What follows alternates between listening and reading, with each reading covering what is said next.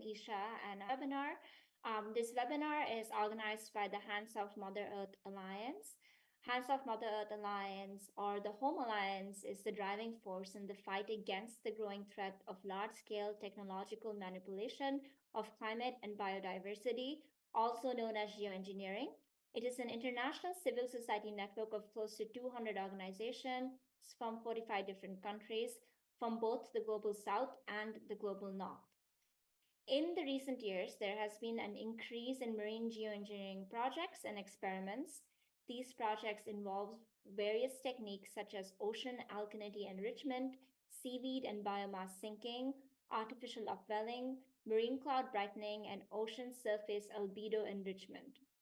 Despite the differences in proposals and techniques, they all require a vast scale to have any impact on the climate, with carbon markets as a driving force.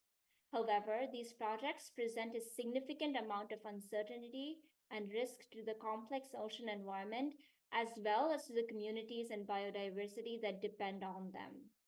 In this webinar, we will be hearing from experts about the potential dangers of marine geoengineering.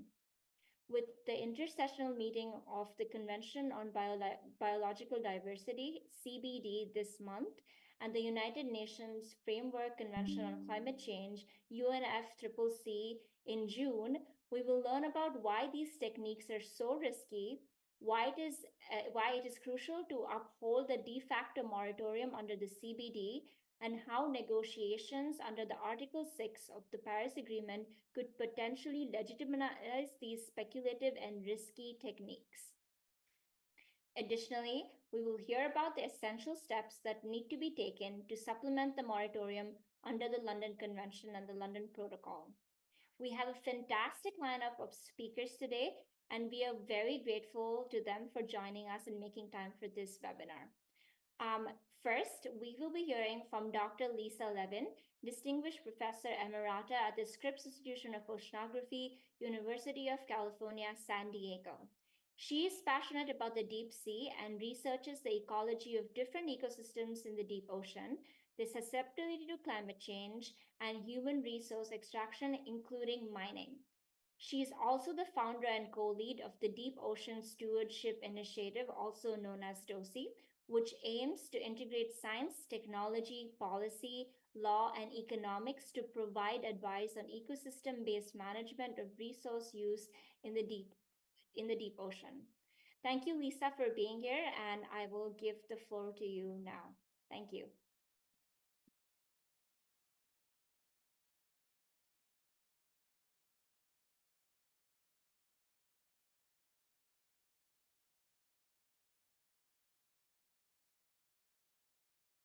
Lisa, you are muted.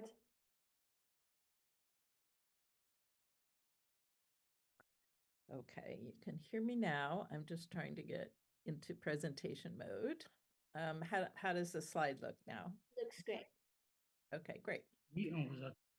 Well, good morning, good afternoon, good evening, everybody. I would like to, I can see now that I'm getting admit notices, but let me tell you a little bit about what I want to talk about over the next 15 minutes. I'm going to really introduce this concept of marine carbon dioxide removal, which is a series of different technologies that involve geoengineering the ocean. I'll talk about the motivation, the different types of technologies, and for each, the concerns we have about efficacy, equity, and environment. And then I'll close, if there's time, by talking about some of the governance challenges. Okay, so the motivation. I think many people realize that the Intergovernmental Panel on Climate Change has been telling us now in a number of different reports and syntheses that in order to reach net zero emissions or net negative CO2 emissions and to achieve the 1.5 degree goal of the Paris Agreement, that we are going to need to actively remove carbon dioxide from the atmosphere. And I've listed here some of the special reports and terminology that they use. and these are from the last cycle, the AR6, but the new cycle that they've just started has considered carbon dioxide removal important enough that they've are developing a special meeting and methodology report on the technologies and carbon capture, utilization, and storage. So as a result of this urgency to tackle the climate, we now have many, many different groups and sectors engaging in marine carbon dioxide removal.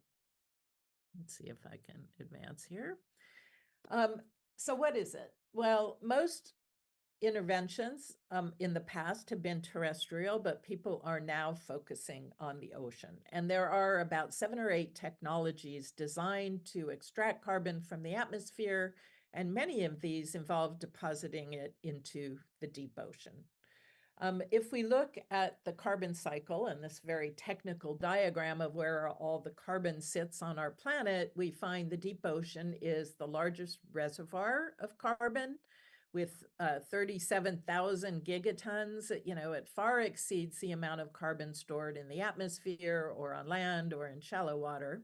And so it's not surprising that people are looking to the deep ocean as a new repository for carbon. And I'm going to talk about some of the different technologies that are proposing to use the deep ocean as basically a CO2 dumping ground. They are targeting deep waters because carbon stays out of the atmosphere for a very long time. This is a sequestration time map, and you can see that for carbon sequestered by natural processes, the biological pump, below 1,000 meters, it will stay out of the ocean in the Pacific for more than 100 years, sometimes up to 200 years, including in the Indian Ocean. But it does vary with ocean basin and water depth.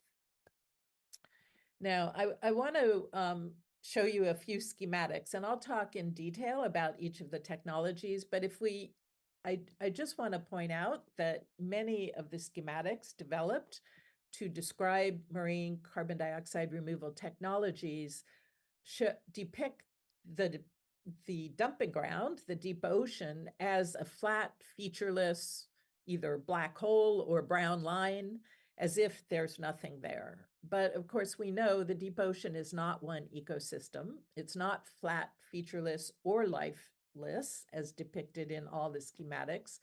But the seafloor in the deep ocean, which is in fact most of the ocean, the area below 200 meters, it supports a whole slew of different ecosystems. I show many of them here. And each of these has its own biodiversity, often very high biodiversity. And these ecosystems support a host of many different services that we rely on to keep the planet healthy. And so while you watch this beautiful movie of seamounts off Costa Rica and the margin off Costa Rica, I'll just mention that some of those critical services involve climate regulation and storage of carbon and heat, nutrient regeneration, allowing the productivity of our oceans and all its fisheries, the provision of food to people. Biodiversity itself can be considered a service, but it also fuels genetic resources, which can lead to pharmaceuticals, industrial agents, and other products of benefit. Biomimicry, developed products. The deep ocean has spiritual values. It's been important in science and education, and it's been inspiration for art and film and literature, and much more. It's space we lay our cables. There are many other uses of the deep ocean. So the technologies that are proposed that would affect the deep ocean are many. It's important to point out that none of them have yet demonstrated efficacy in affecting and altering the carbon cycle and climate change. But they all, when deployed at scale, pose some environmental raise equity concerns. I think we're at a point now where business interests and the race to sell carbon credits from these technologies have outpaced the science. We have a lot more science that needs to be done to even know about efficacy. and safety. So I want to talk about what these are. The first group involves enhancing primary production and stimulating phytoplankton growth. This is a natural process. It's part of the biological pump. But if you add iron to the ocean or add nutrients in short supply, as can be done with artificial upwelling, because deep waters have more nutrients, this can stimulate phytoplankton growth and create algal blooms that then are designed to, intended to aggregate and sink into the deep ocean where the carbon's sequestered, or to feed plankton, which migrate down into deeper waters and help sequester the carbon. But there are many concerns here. This would have to be done on a very large scale. It's very difficult to verify the fate of carbon. We don't know how much is sequestered, how much is really exported to the deep sea versus recycled in waters or moved through circulation to other regions. There's concern about release of other greenhouse gases like nitrous oxide and methane, or the zooplankton consuming and recycling the phytoplankton before it gets into deep waters. And there's really a lot of unknowns about the leakiness of deep carbon storage due to uncertainty about circulation. One of the big concerns about ocean fertilization, which has been studied more than a decade ago, is that beneath the blooms, it can form areas of low oxygen. We call this deoxygenation, and simultaneously, the decomposition while using up oxygen releases carbon dioxide and causes acidification. So the midwaters can be altered in ways that would affect ecosystems, the vertical migrations of animals, and the natural sequestration processes. Some past experiments have shown that there can be stimulation of harmful algal blooms, like cyanobacterial blooms, rather than the desired diatoms. And there's also concern that this causes depletion of nutrients and can amplify changes in biomass in other parts of the ocean. And, I think it's important to realize the ocean is highly connected. So what we do in one part of the ocean affects other parts. It's connected through thermohaline circulation, by physical processes, through the biological pump, through vertical migration and horizontal migrations of animals. So one modeling study by Tagliabue suggests that if we fertilize the Southern Ocean through iron fertilization, it will deplete nutrients in the top tropics in a way that leads to less productivity and lower fisheries biomass. And so all the countries' exclusive economic zones you see here in red, through a combination of both climate change and iron fertilization, would actually be losers in this game with potentially less fisheries production. Another group of technologies is macroalgal culture and sinking. The idea is that algae remove carbon dioxide from the water. This depletion allows the water to take up more carbon dioxide from the air. And then the algae is ultimately sunk, either with ballast or in bales. And there are, this would happen on a really, really large scale, massive algal culture in many cases in the open ocean. There are questions about net efficacy, and also that there aren't enough large areas with high enough nutrients to support algae and make a difference to the climate.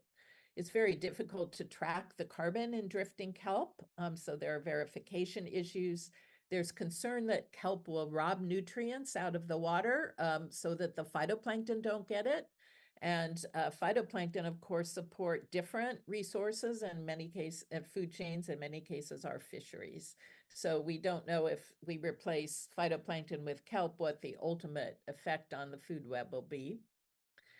There is concern about reduced efficacy by calcifiers living on the kelp. There's concern about changes to albedo, ocean albedo, and whether massive areas of kelp would reflect less sunlight and absorb more heat into the ocean. There are concerns about kelp drifting into other regions, biochemical changes as the kelp sinks, and impacts of those kelp farms on animal activity, on fishing activity, on animal migrations and shipping, and so on.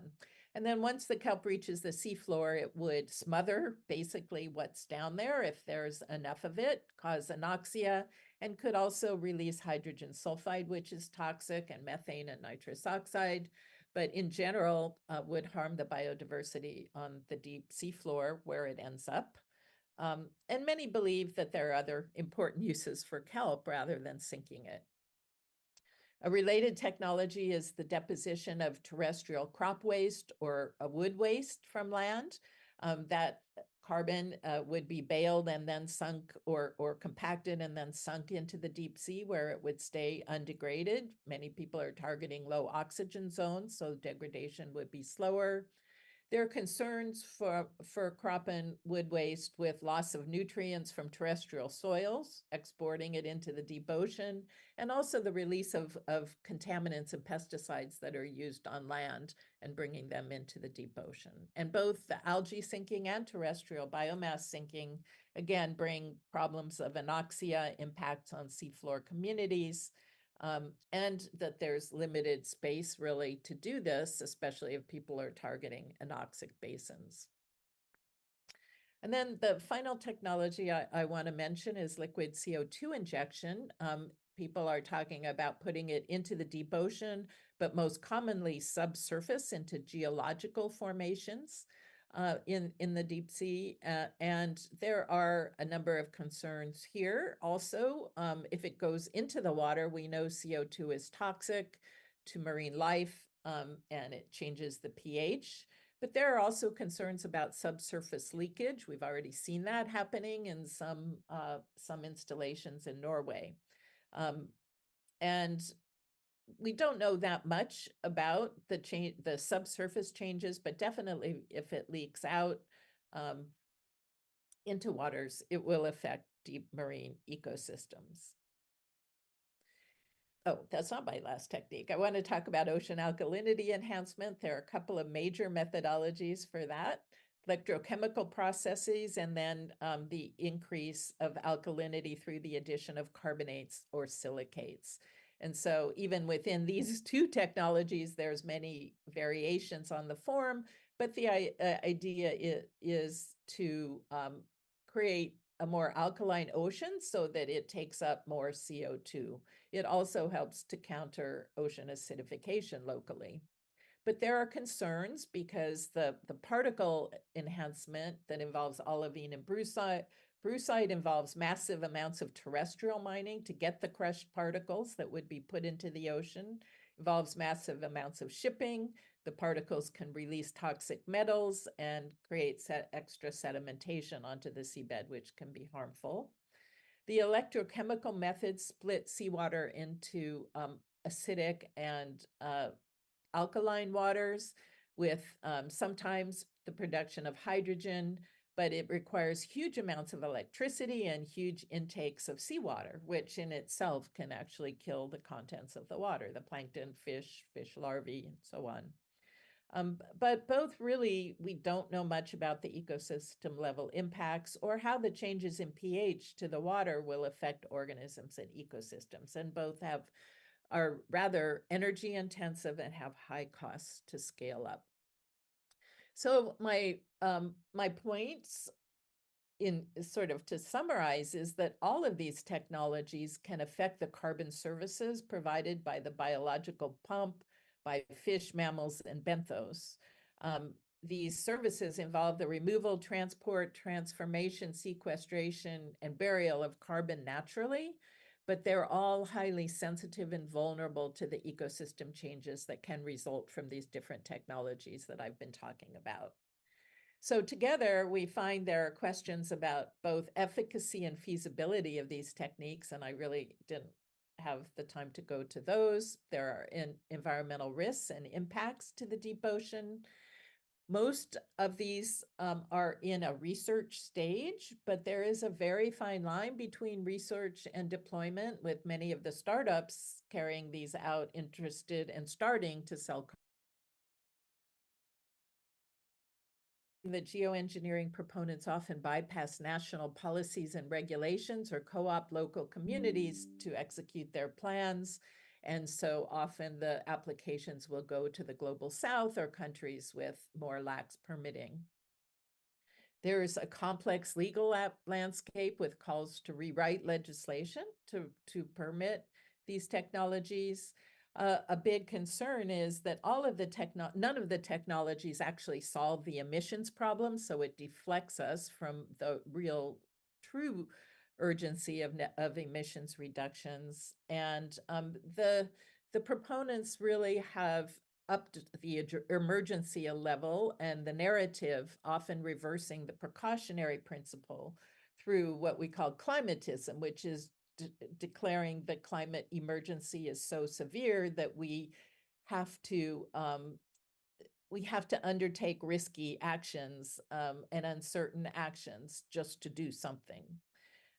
It's led to some polarization of scientists, and I don't know, there are many issues, and I think they'll be discussed also through the rest of the webinar. But I do want to point out the complexity of the legal situation here. The UNFCCC is the one creating the mandate, the urgency for carbon dioxide removal. It's regulated by the London Convention and Protocol at the international level that regulates dumping into the ocean. The new biodiversity treaty in the high seas would potentially be able to weigh in through environmental impact assessment. The biodiversity, the Kunming-Montreal biodiversity framework has actually declared a moratoria on all forms of geoengineering in the past. There are a lot of different agencies that regulate the ocean that would probably want to weigh in on this, as any kind of many of these technologies would affect their activities, from mining to fishing to shipping.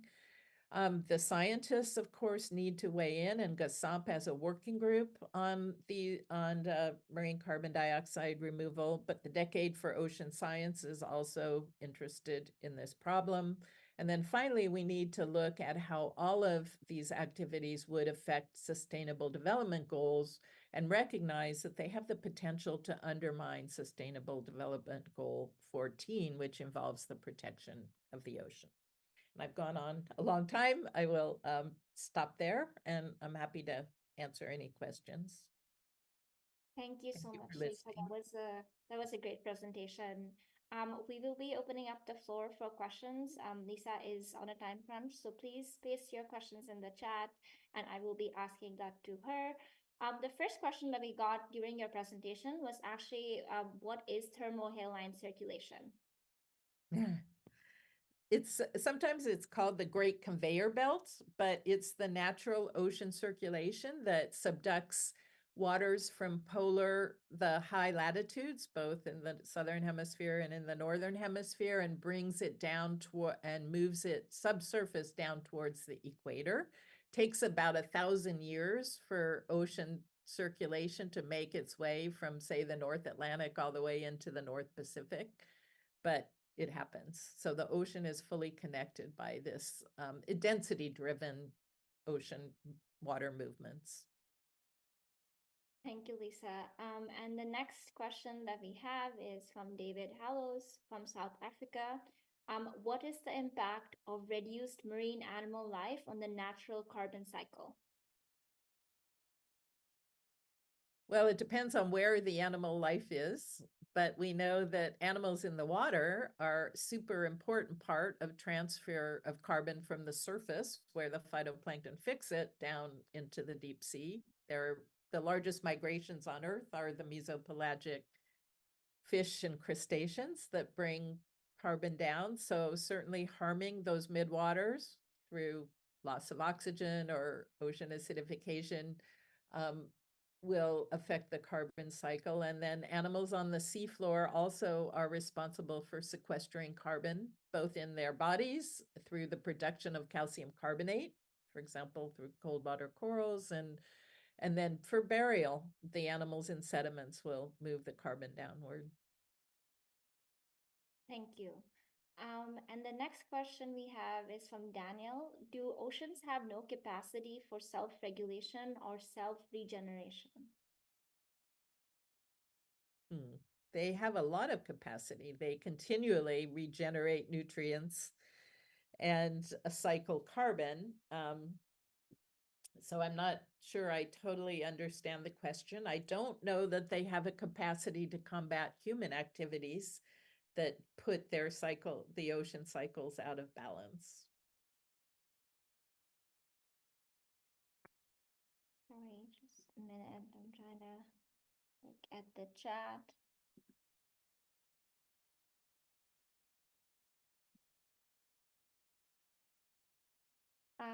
The next question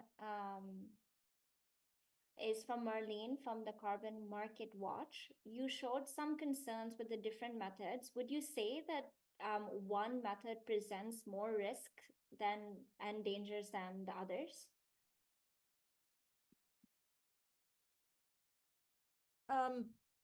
I think it depends on scale and where. I think that the really large scale applications, because of the connectivity of the ocean, present more risk of affecting another place other than where it's applied. I've always thought that subsurface injection might actually be the safest, excuse me, for marine life if it doesn't leak out of the seafloor. But I've been reading about the model examples in Norway, and they all are having issues. And then we know once the CO2 leaks, that it can be problematic. So I honestly, I don't claim to be an expert in all of these technologies. I don't think I'm qualified. I think ocean alkalinity enhancement is probably the one which will have the least effect on the deep ocean, because it's mostly applied coastally on beaches right now or in coastal waters. But, I honestly can't, advise one over another. Our next question is from Andre. What do you think of the development of platforms for algal farming? Well, based on what I've read, I think algal farming itself versus algal farming and sinking could have some benefits. Certainly, there are many valuable uses of algae while they take up CO2. It depends on what you do with that algae as to whether it will get recycled back into the atmosphere. But I am concerned about algal farms that cover hundreds and hundreds of square kilometers, because there is no question they would interfere with animal migrations and other natural processes, as well as fishing activities and so on. I think algal farms are a great thing done in moderation and in balance, but I don't think they're going to solve the carbon problem, or the climate problem, I should say. Thank you, Lisa. I know you have to go. It's 8:30, so thank you for being here, and thank you for the wonderful presentation. Yeah, thank you. Okay, thank you everybody for listening. Bye, Lisa. Bye-bye. Okay, so before we move on, I just want to remind everyone, please feel free to introduce yourself in the chat, and also keep the questions coming as we go through presentations. I am gonna go ahead and introduce our next speaker, which is David Santillo, a scientist in Greenpeace's International Research Laboratory at Exeter University. He has almost 25 years of experience in environmental forensics, analysis, and the development of policies for environmental protection. He has represented Greenpeace in various international treaties and conventions related to the protection of the marine environment. Thank you, David, for being here, and I will hand over the floor to you. Thank you. Many thanks for that, and hello to everyone on the call, in the meeting. Will you be presenting the slides from your side, or shall I share my screen from here? Yeah, we'll present the slides from. So if we could go to the first slide then, please. So I'm going to pick up, it was almost like we planned it from one of Lisa's final slides, where she was looking at the regulatory environment for marine geoengineering. And Lisa mentioned the work of the London Convention and London Protocol. And she also mentioned the work of the UN group of experts, GISAMP. And what I'll be talking about is the work that's been done over the last 15 years or so in those two bodies.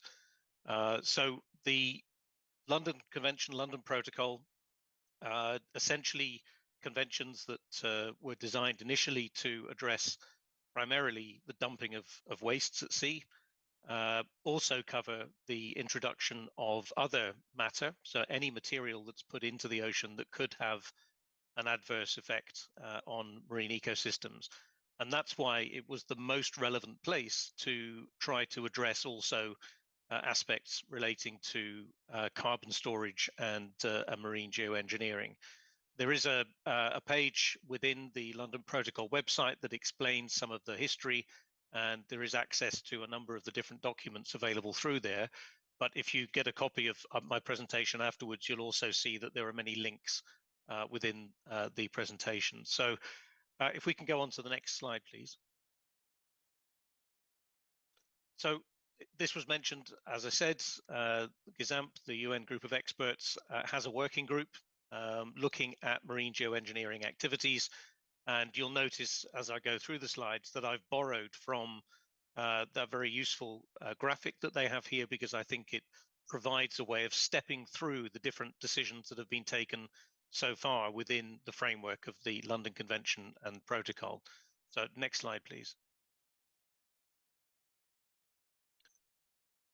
Lisa mentioned about the disposal of carbon dioxide streams in subseabed stores, reservoirs, and that is something about which I share a lot of her concerns. It is something that has been enabled through the work of the London Protocol, but has to be done in a very specific way. So it's not as if it's an unregulated activity. It should be a very carefully regulated activity, and one that relies upon the right site selection and also on monitoring going forward. We're concerned that that having this as an option is going to make it more difficult to move away from fossil fuels. So we're trying to see whether this can be restricted to hard to abate sectors where you're dealing with CO2 from those. And we also feel there is a need to look in much more detail at the monitoring and the verification that the CO2 is actually staying where it's put. But I'm not going to talk more about subseabed CCS at this point, where the carbon dioxide is isolated. If we go on to the next slide. As part of the discussion, there was also talk of putting carbon dioxide into the water or onto the seabed, or perhaps even into shallow sediments. And that is something which is not permitted. So carbon capture and storage under the London Protocol has to be in subsea geological reservoirs. It cannot be into the water column or onto the seabed or into shallow sediments. And that exclusion is more explicit in some of the regional seas conventions that have picked up this kind of activity. But what I want to talk about more are some of those techniques that fall perhaps more clearly into the realms of marine geoengineering. So manipulating natural systems in order to try to increase the drawdown of CO2 or change ocean chemistry. And this is something about which we've been concerned for well over 2 decades, but it was in 2007 that concerns were heightened also at the international policy level, because there were a number of companies coming forward wanting to do ocean fertilization, either by adding nutrients or by creating upwelling in order to sell carbon offsets, so as a commercial proposal. And I think that although at that stage there was already a lot of concern in the scientific community about the impacts that ocean fertilization could have, the commercial aspect of this really focused the minds of the regulators, the policymakers, to take a fresh look at this. And if we go to the next slide, you'll see the history here of the way in which the London Convention and London Protocol have addressed, firstly, ocean fertilization, and then moving on to other marine geoengineering techniques. So in spring 2007, there was a statement of concern issued from the scientific advisory groups that advise the governing bodies of the LC and LP. That was endorsed by the parties themselves in the autumn of the same year, so it's quite a swift recognition of the problem. And then just 1 year later, there was a resolution that essentially prohibited all ocean fertilization activities other than what is termed legitimate scientific research. So there was a recognition that there were some activities that would be required to be used for scientific research that involved the introduction of nutrients to the ocean. And the idea was to prohibit everything else, but to provide a way in which those kinds of activities could be assessed and regulated. The difficulty then, that's it, thank you. The difficulty then is in determining what is legitimate scientific research. And that took another 2 years to define an assessment framework, which was used to make that determination. And that has pre-screening criteria designed to remove some of the activities that clearly wouldn't fall under that category, and I'll come on to that in a moment. And then a very detailed assessment framework looking at the environmental impacts to make sure that that experimental work is not going to have significant adverse effects on the marine environment. Now, those two resolutions, the one from 2008 and 2010, remain in force. They apply to all London Convention and London Protocol parties, so that's about just over 100 countries. But there is also moves to bring the effect of those resolutions into legal force through an amendment to the London Protocol, which was agreed now 10 years ago in the autumn of 2013. And that extended the concern not just to ocean fertilization, but also to allow expansion to address other marine geoengineering activities in the future. And that's the stage that we're now moving on to. The resolutions remain in place for ocean fertilization, and the efforts are continuing to develop regulation for those other marine geoengineering techniques. Next slide, please.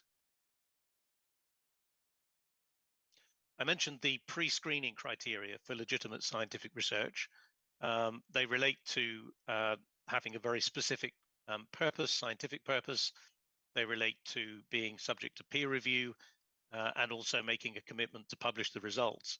But perhaps one of the more significant ones here is also point 2, that economic interests should not influence the design, conduct and or outcomes of the proposed activity.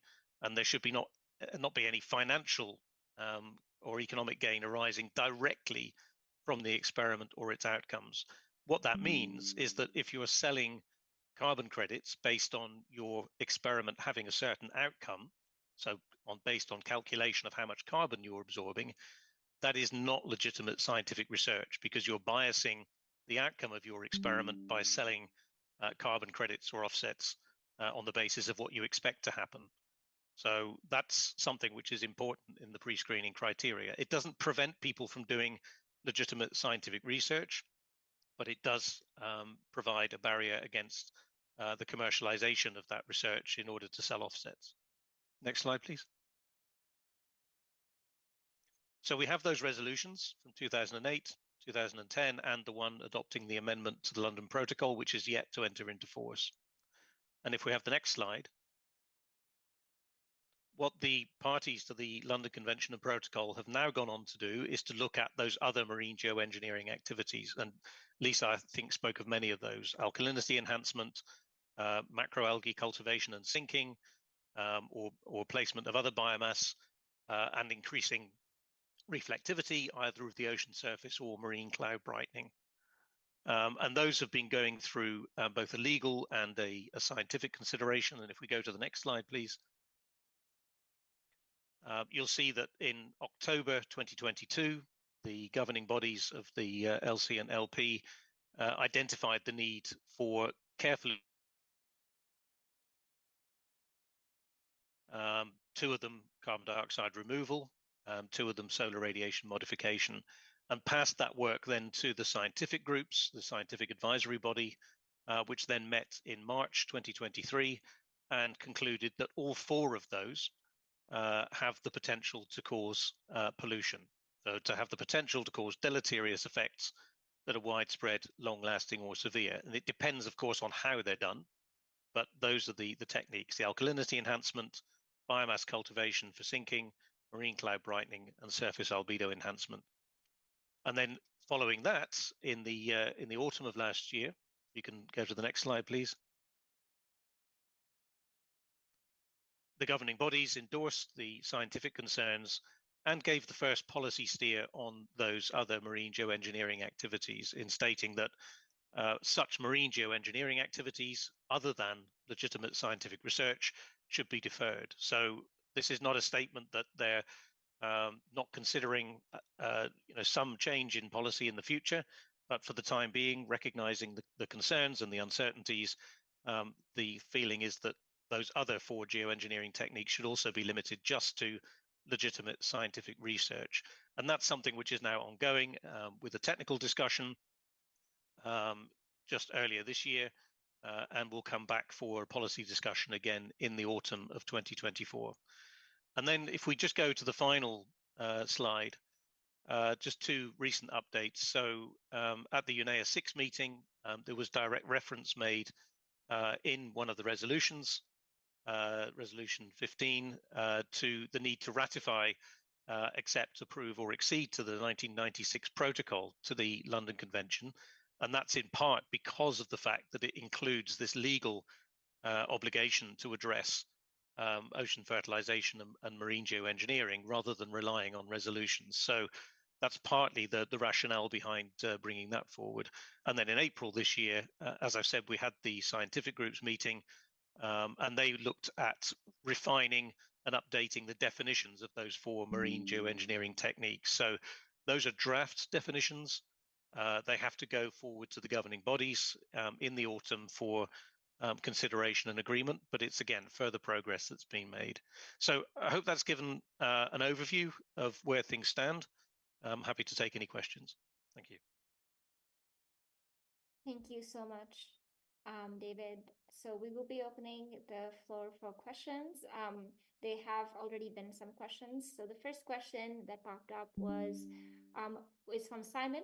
Would enhanced oil or gas recovery be accounted for regarding economic gain in experimentation in spent oil and gas reservoirs? Yeah, thanks, Simon. Well, enhanced oil recovery is actually something that's normally regulated entirely separately, either from marine geoengineering or from subsea bed carbon capture and storage. So it's dealt with on a national basis rather than on an international basis, or perhaps on a regional one in the case of the European system. But it is dealt with separately because it is an enhanced oil recovery activity rather than considered to be a disposal option that's regulated under the carbon capture and storage rules.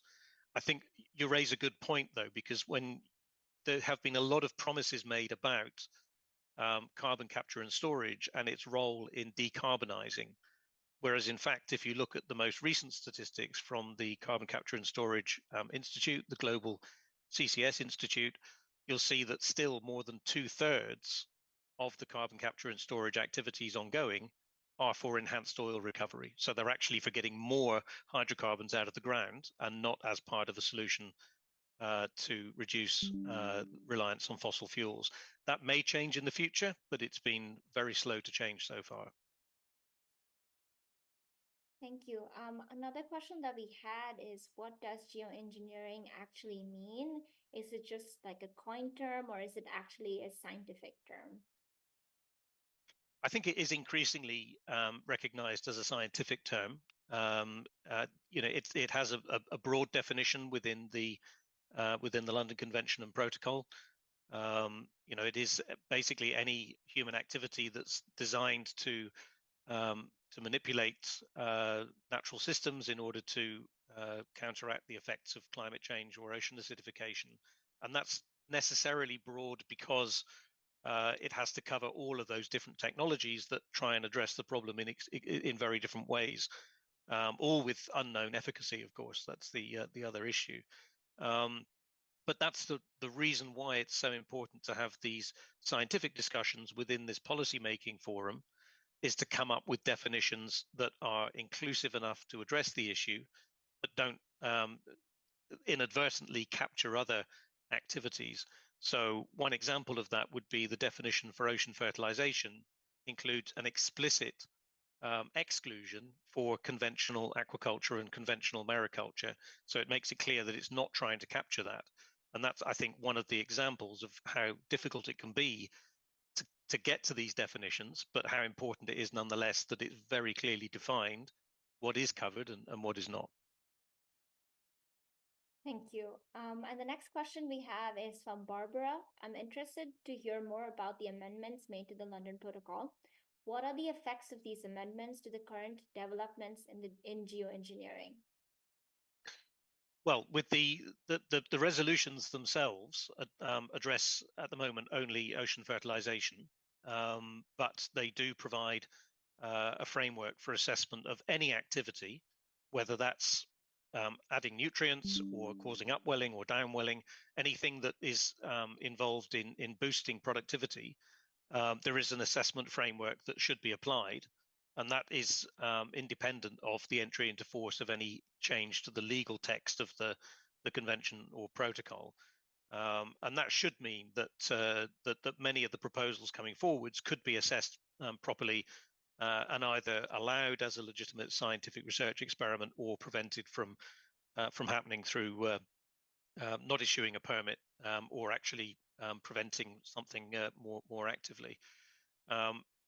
The ultimate aim is to have the same kind of approach for all of those other marine geoengineering activities, the alkalinity enhancement, the biomass sinking, etc.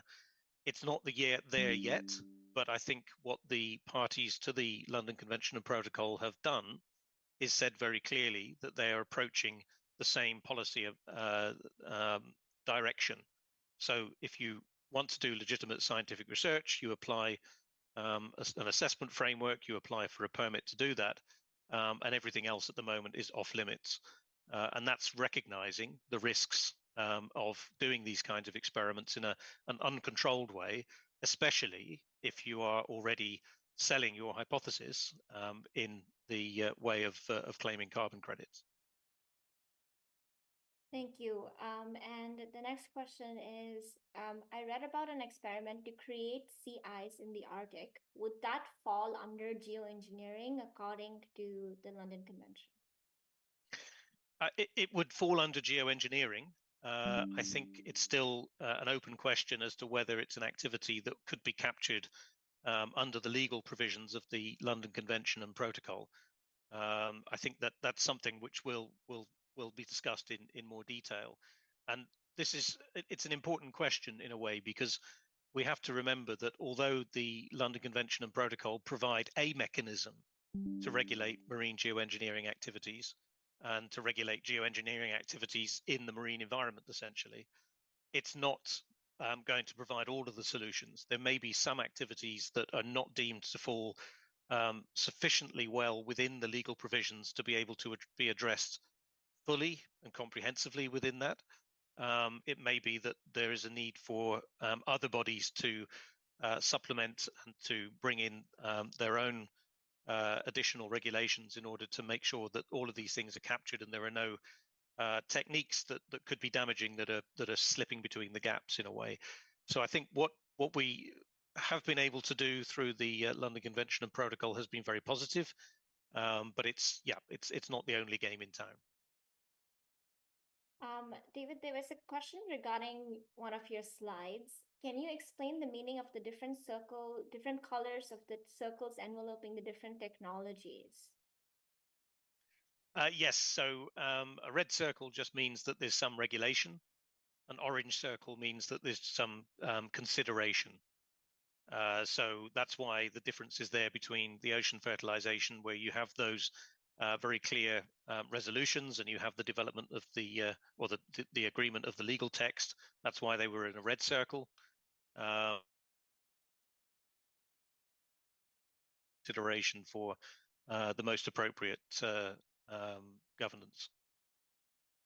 I'm gonna give you two more questions. So there's one about the sinking of biomass off Iceland to sell carbon credits. So is there anything being done about this, or could something be done about this, or are they trying to squeeze this in before the London Convention and the London Protocol expands on their moratorium?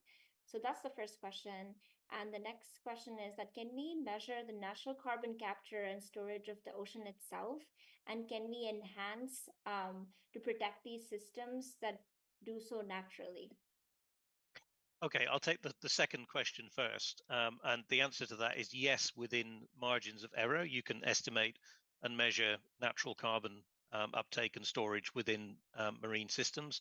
And we feel that there is a very strong argument to be made through the protection of marine ecosystems that store carbon, allowing them to recover through the designation of protected areas, for example, addressing human activities that impact on those ecosystems, to allow them to recover and build up those greater stores of carbon. I think that has to be part of the process going forwards. It's one of the rationales beyond the protection of biodiversity for the setting aside of 30% of the oceans as fully protected marine reserves. To come back to the first question, sorry, could you remind me the first question again? David, I think in the interest of time, we might need to move on to the next panelist. But if you can quickly answer the question since I brought it up, is that it's talking about the sinking of biomass off of Iceland.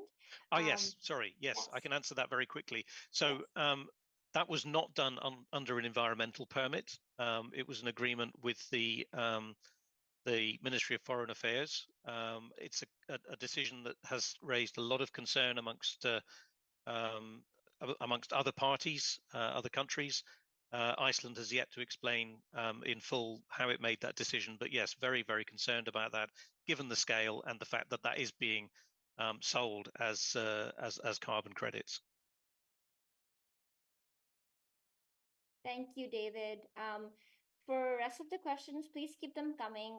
And if they aren't answered right now, we'll make sure that they're answered. We will be noting down your questions. Okay, so let's move on to our next panelist. Next, we will be hearing from Panganga Pungowiyi from the Indigenous Environment Network. They, them, she, her is an indigenous mother from Swingog, sorry if I pronounced that wrong, located in the so-called Bering Strait. Panganga has been involved in many grassroots efforts seeking justice for indigenous people, including efforts to protect lands and waters from the extractive industry. Social justice and healing are recurring themes woven into Panganga's personal and professional life. Healing, justice, and advocacy continues in Panganga's roles at the IEN as a climate geoengineering organizer. Thank you, Panganga, for being here, and I will give the floor to you now. Thank you. Wanga atka bangangang ng naka bangawi, wanga ataka agnaterma naka kirstenugak pas.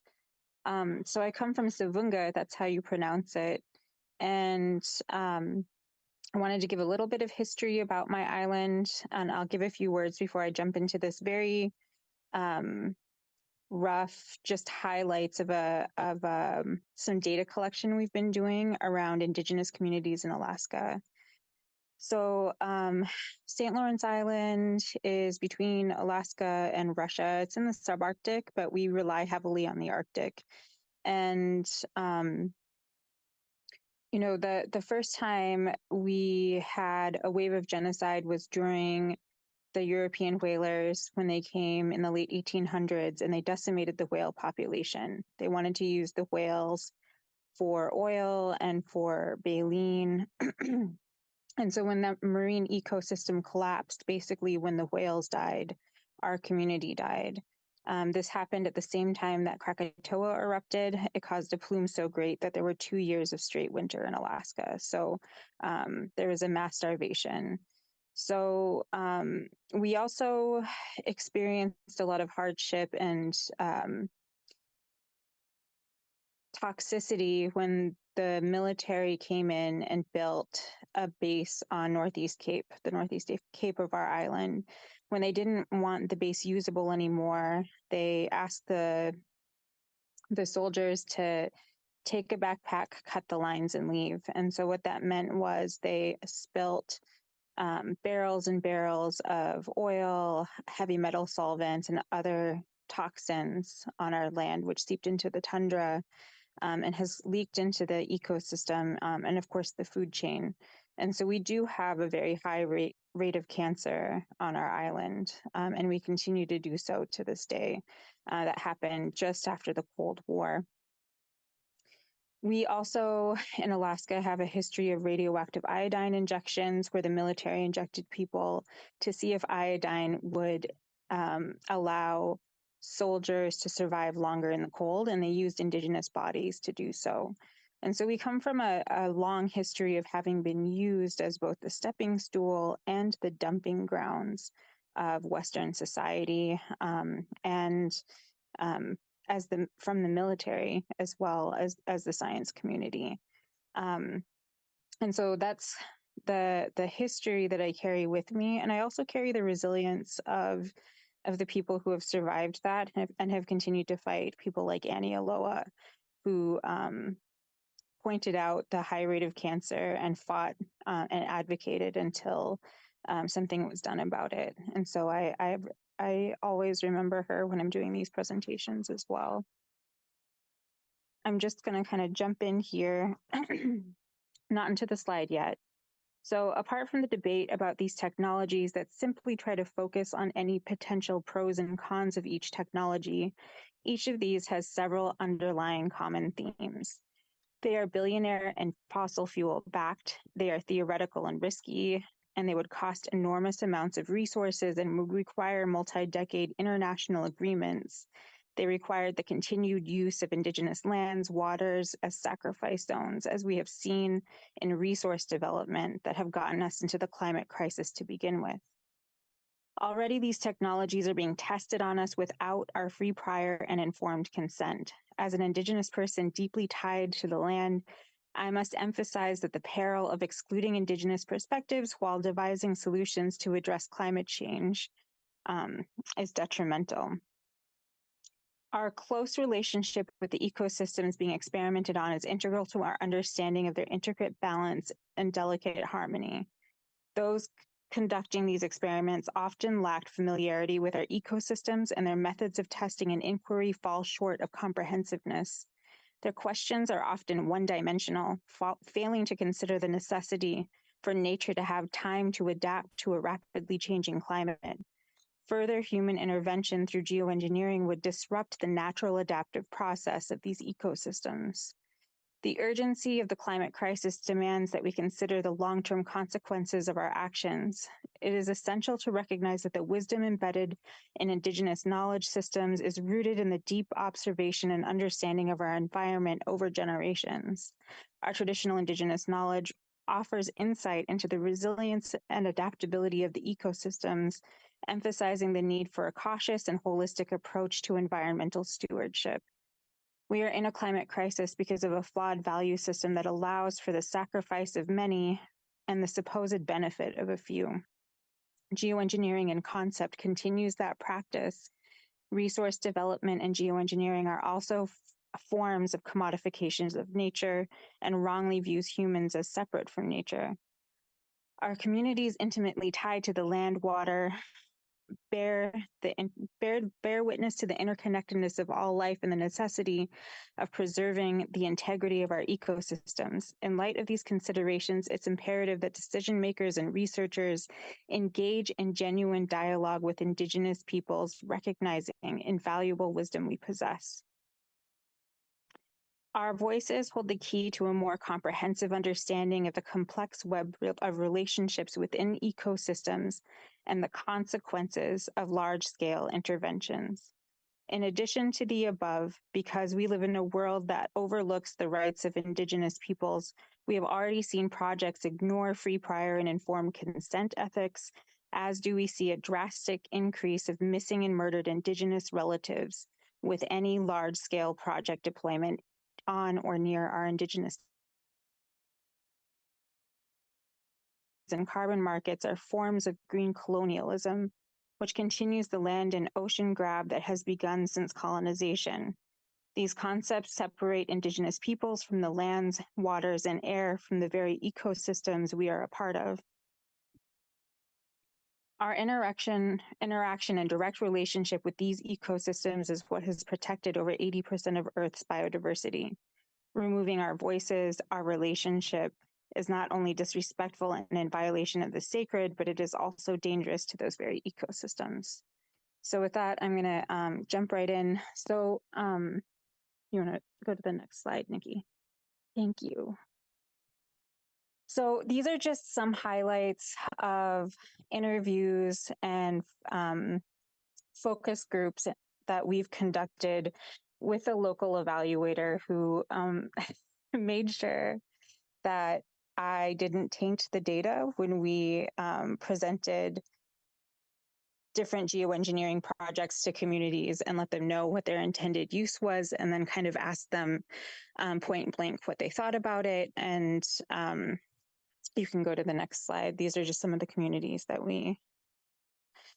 So these are some highlights from just the conversations around these two projects, and a little bit about our conversation around free, prior, and informed consent.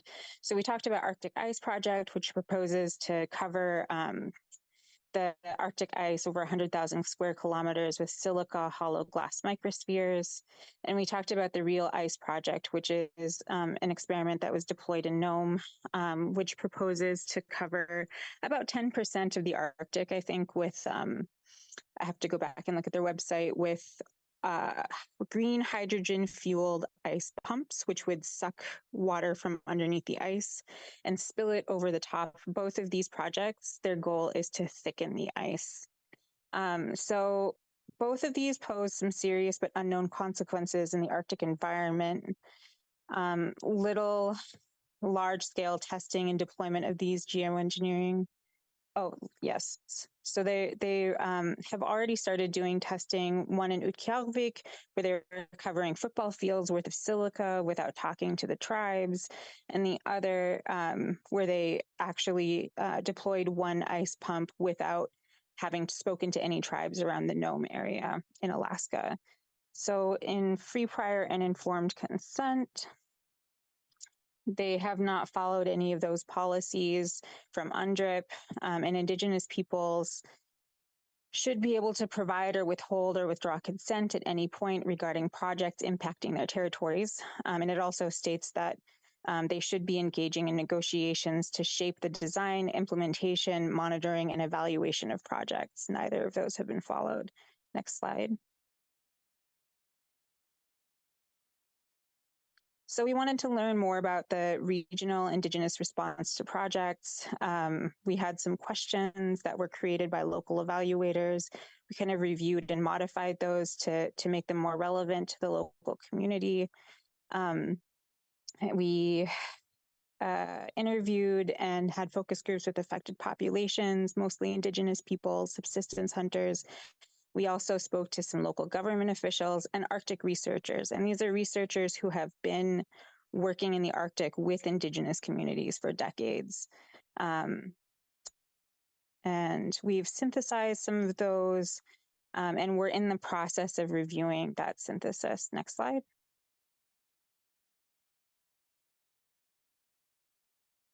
So one of the impressions was there's little or no local awareness of climate change intervention projects for both the Arctic Ice and Real Ice Project.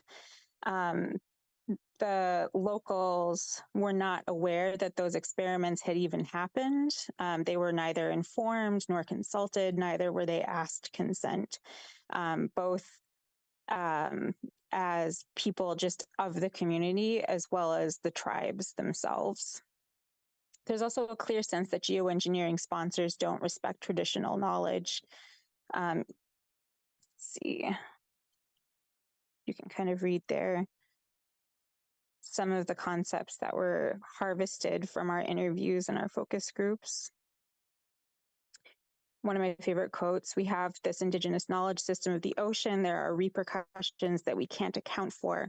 We would make decisions about how safe the ice is, what kinds of animals go for and when, based on what we've been taught for generations and generations, which may make the ocean unsafe for us without knowing that this is happening. This could be devastating. So in this instance, we talked about the method that the ice thickens matters, and makes it safe or unsafe for people to walk on.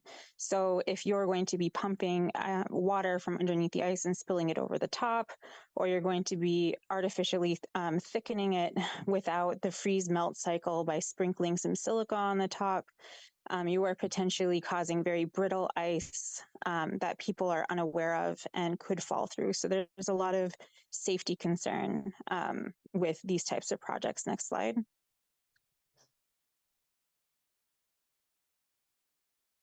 So there is an impression that community consultation and traditional knowledge are essential. And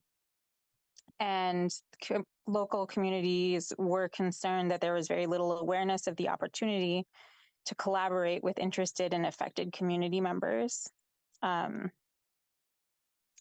They also felt like free, prior, and informed consent, even if that was followed, kind of puts natives on the defensive and puts indigenous peoples on the defensive. The assumption is that projects happen outside of us. They don't come from us. They're not developed by us. They happen to us from the outside. And this is just a form of defense for us. And there was a lot of discussion around how resources could be given to local communities, indigenous communities, in order to develop their own solutions to then implement, rather than outside researchers coming in, even to consult and to gain free, prior, and informed consent, puts us on the defensive. Traditional knowledge is essential in conducting research in the Arctic. There was a widespread awareness that traditional knowledge would better inform the projects that were being proposed, or would even steer people away from proposing such projects to begin with. Next slide.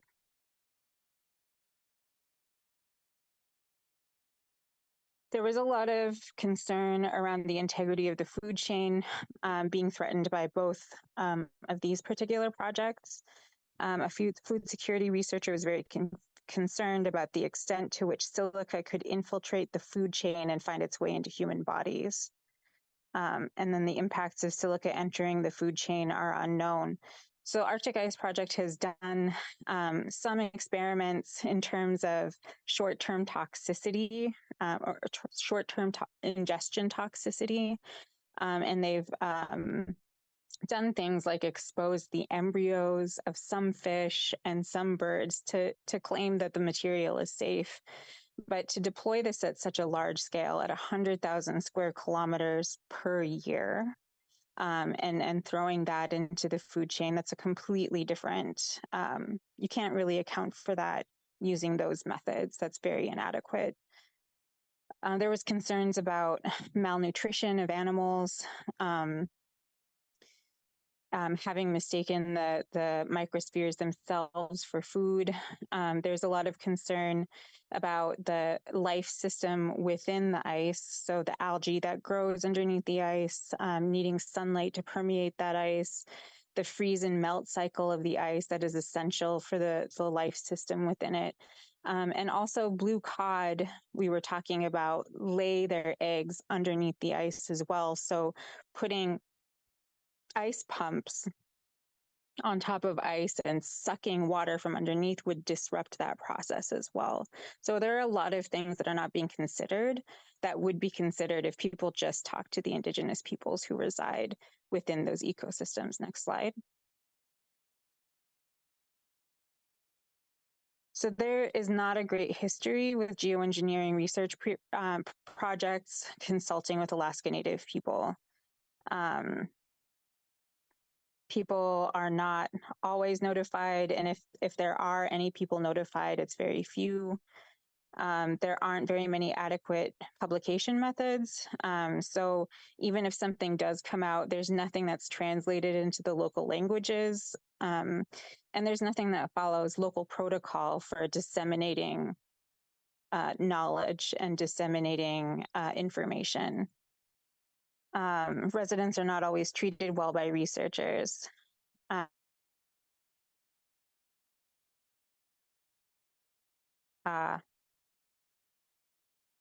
Yeah, so there's like a lot of criticism when it was brought up that they should run these projects by the tribes. So one of the things one of the researchers team had said was, we're doing a small scope pilot project. That seems like a lot of work to do before a pilot project.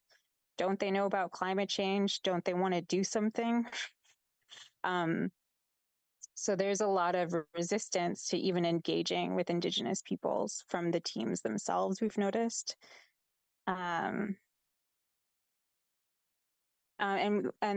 community members and researchers both talked about one tactic that projects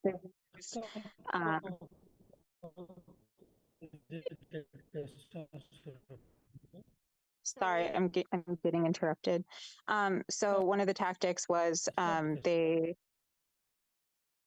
they send like a 3,000-page document that has to be commented on within 1 week or something.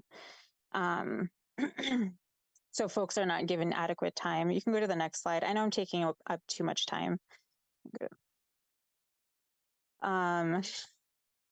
So we have very different cosmovision and don't integrate philosophies very well. We're not given the opportunity to inform or speak on these things. Go to the next one. And I'm just going to kind of let you guys skim through these because it's already, I'm taking up all the time and Mary's not going to have any time to, to do her presentation. I'm so sorry. Yeah, this is it. Thank you. Oh yeah, it's Silvia. Sorry, Silvia. Panganga, did you want to go through the takeaways or are we ready to move on? I think we should just move on. I mean, folks can take a screenshot and I can answer questions later. Okay, thank you, Panganga. We are now moving on to our next speaker for today. Don't worry, we will have time in the end to ask Panganga and Silvia more questions. So please stick around if you have any questions. So I would like to introduce Silvia Ribeiro. She is the Latin America Director for the ETC Group. The ETC Group was the first civil society organization to raise awareness about geoengineering and its possible consequences. As a civil society representative, Silvia has taken part in all the geoengineering negotiations at the Convention on Biological Diversity, CBD, and various other UN organizations. I'm very excited to hear from you, and I will hand over the floor to you, Silvia.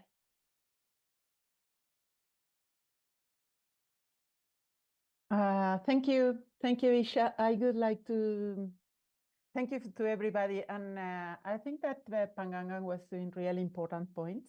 So maybe at the end we can go to the takeaways of Panganga again. I would like to share my screen, but thank you. Uh-oh, sorry.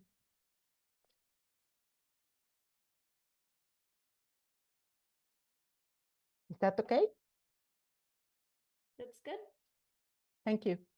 So I will try to be shorter, so see if some things has already been said and others, I will try to make it so we have short, so we have some time at the end. And well, just to repeat that the issue of geoengineering is about technological interventions that are at very large scale. So this, and that they are intentional. This is like the three main characters that define what is geoengineering. And sometimes it's really important to remember this, because many of the proponents of geoengineering, they put a small example like a ship here or some algae deployment here. But to really have any impact on climate change, it will have to be really huge. And that will also have huge impacts. And I also would like to remember that none, absolutely none of the geoengineering techniques aim to address the causes of climate change. They only aim to partially counteract some symptoms. For instance, to try to lower the temperature or to absorb carbon dioxide from the atmosphere. But the drivers of climate change and biodiversity erosion, they will continue. So what geoengineering and all these techniques that we have seen is doing is creating a captive market, because climate change will continue. So they are not solving anything. They are creating a new market. So CBD, the Convention on Biological Diversity, had a very early discussion on geoengineering, first on ocean fertilization from 2007, along with the London Convention, and then generally. And CBD in 2010 had a decision about asking all the parties of CBD, which is 196, to not have any climate geoengineering activities that affect biodiversity to take place until a series of conditions were met. And these conditions are not met yet. CBD also produced a set of documents, a set of scientific documents that are online. And these documents are not, they were produced before these discussions took place and updated later in 2012 and later. And the issue is that they are not only scientific compilations, they were also peer reviewed by hundreds and even thousands of comments of different parties in the different members of CBD. There had also been other reports in the United Nations, like for instance, the Human Rights Council had an important report last year. And as we have heard, also the London Convention and the London Protocol. The Human Rights Council basically stated in their report that geoengineering has a vast potential to violate human rights if deployed. And we have also been here in Panganga before, how most or all, I would say, I think all of the experiments on geoengineering, both solar and marine, hasn't on indigenous territories, on local communities' territories, and not preceded by any consultation or consent. So we have already heard the list of potential marine geoengineering technologies, or technologies that are solar geoengineering but that affect marine systems. And basically what we can the takeaway from both the Lisa Levin presentations and David Santillo's presentation was that there are multiple potential impacts of marine ecosystems.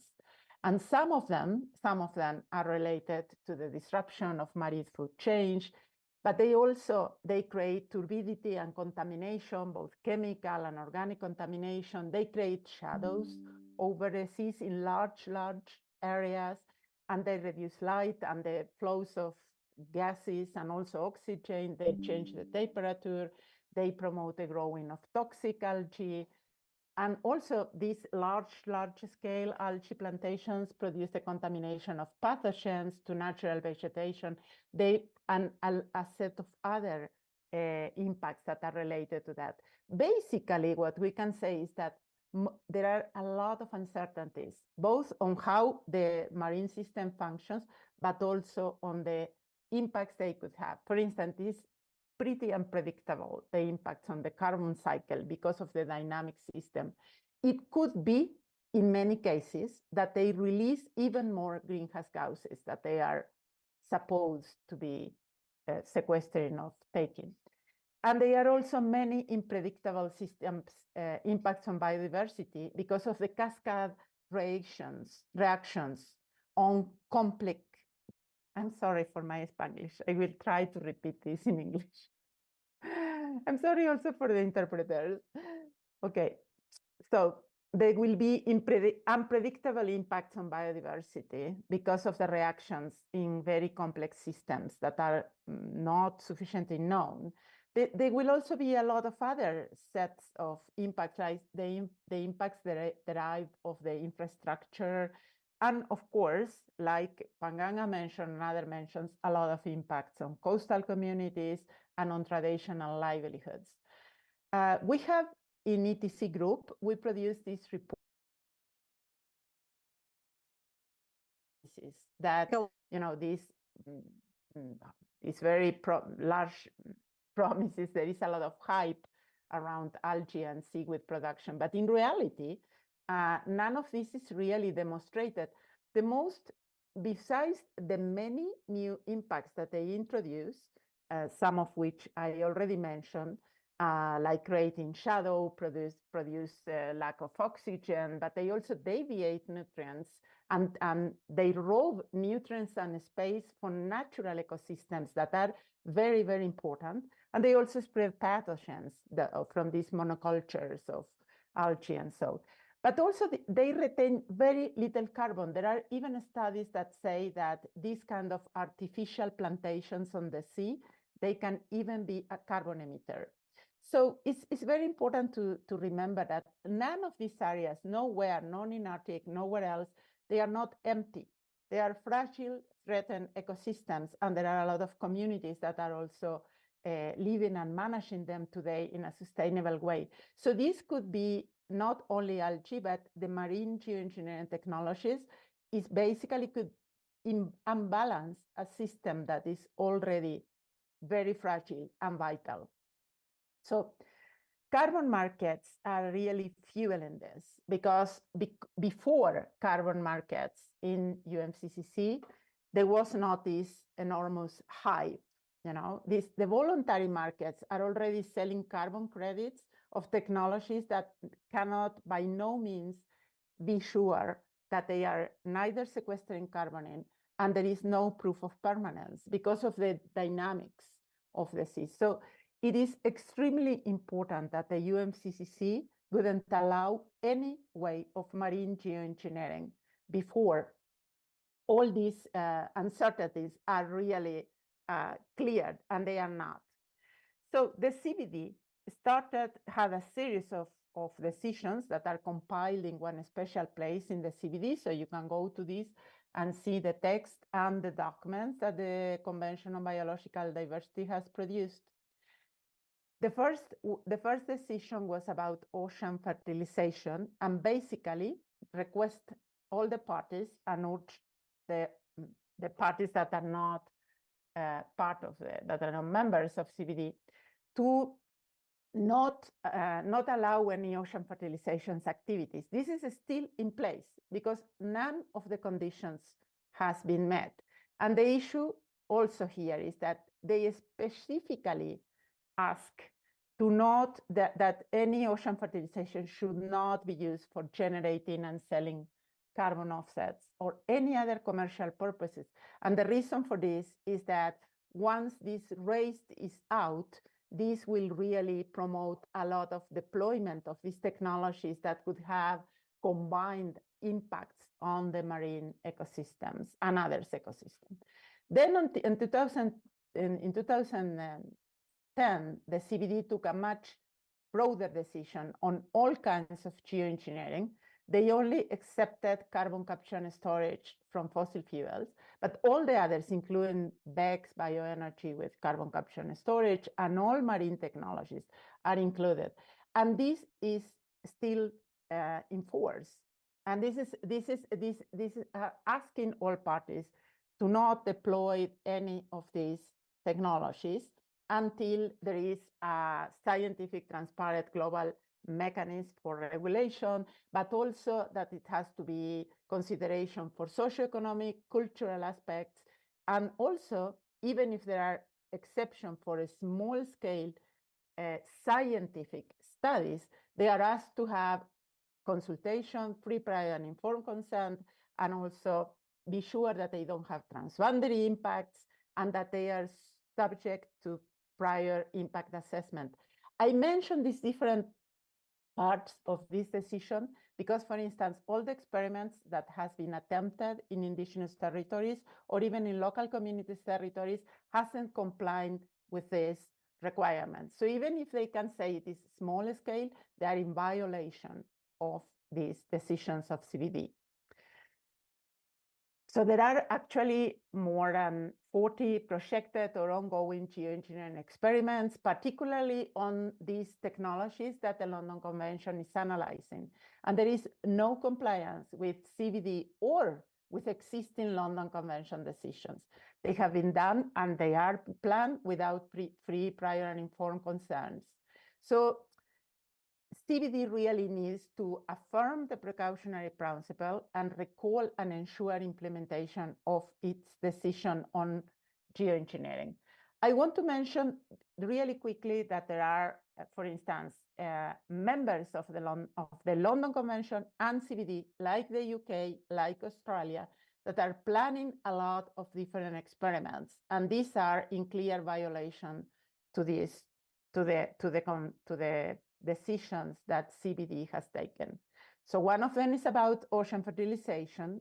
Other from Australia and the Australian government and universities is about marine cloud brightening. And all of these are in violation of almost every of the elements that I mentioned in these decisions. So what should CBD do now? And this is important because CBD is going to have a meeting next week in Nairobi at UNEP of their scientific body, the SBSTA of the Convention on Biological Diversity, and they will be discussing marine geoengineering. CBD really needs to reaffirm precaution to protect marine and coastal biodiversity and traditional livelihoods. And one immediate way of doing this is recalling and affirming decision 1033 on geoengineering, but also taking into account, recognizing and taking into account the work of the London Convention and the London Protocol, and taking it to discussion into the CBD when the results come from there. And also remind the parties that they have to report to CBD on any projects that they are taken. So these could be things that can be discussed now next week in SBSTA. What we need on biodiversity, climate change, marine ecosystems is that recognize that those situations are so urgent, so we cannot waste time on all these speculative technologies that will also bring a new set of impacts. So I will just say that there is a lot more information on what I mentioned, and many of the documents that the Home Alliance has produced, and ETC and others, can be found at the Geoengineering Monitor. You can see, and you will get the link later. There is also a really useful interactive map of geoengineering projects where you can go and look in your area, in the different techniques and where these both research and experiments are planned. Thank you very much. Thank you so much, Silvia. We are going to be opening up the floors for any questions for both Silvia and Panganga. So please put your questions in the chat. There was a couple of questions earlier. Perhaps Silvia or Panganga can answer this. So the question was, is geoengineering a sustainable solution? What is the cost of geoengineering for developing countries? And who really benefits from geoengineering?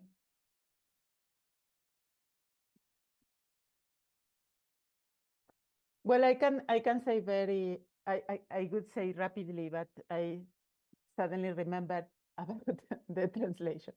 So geoengineering, as I said in the beginning, is a proposal, is a technological proposal that has historically always come from very few countries. And these are the same northern countries that has caused climate change. So 2/3 of climate change is caused by around 10 countries, and those are the countries promoting geoengineering.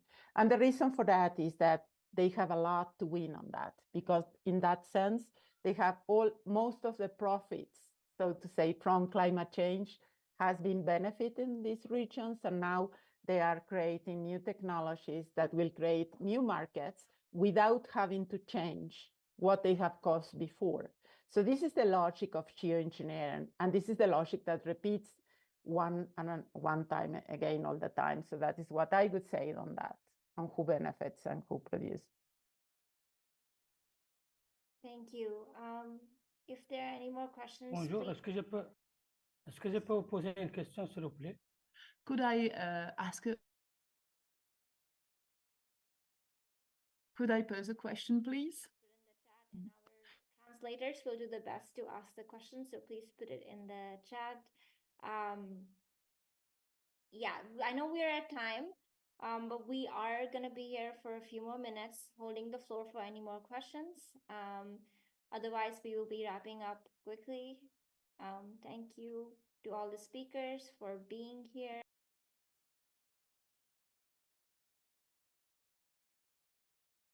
I'm just going to give it a minute to see if any questions pop up.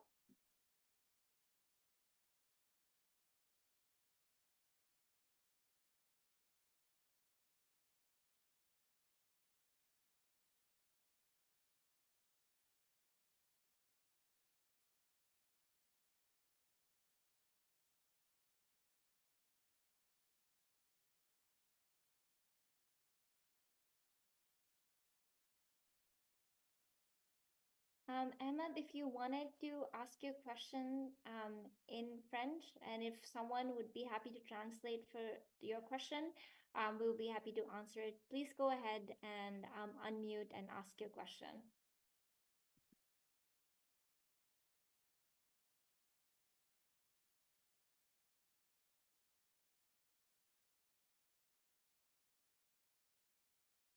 Ok, donc je vous remercie d'abord d'avoir nous. Oh, great. Thank you very much. Thank you for this presentation. I'm glad to be here. It's really important, and it's themes that we really are concerned about. So my question is the following. I would like to know about the environmental impacts.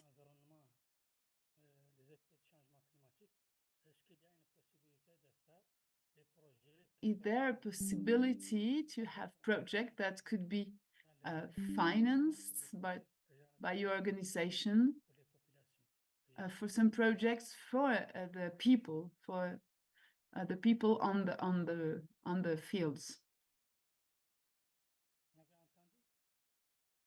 Could you hear? We are just trying to figure this out.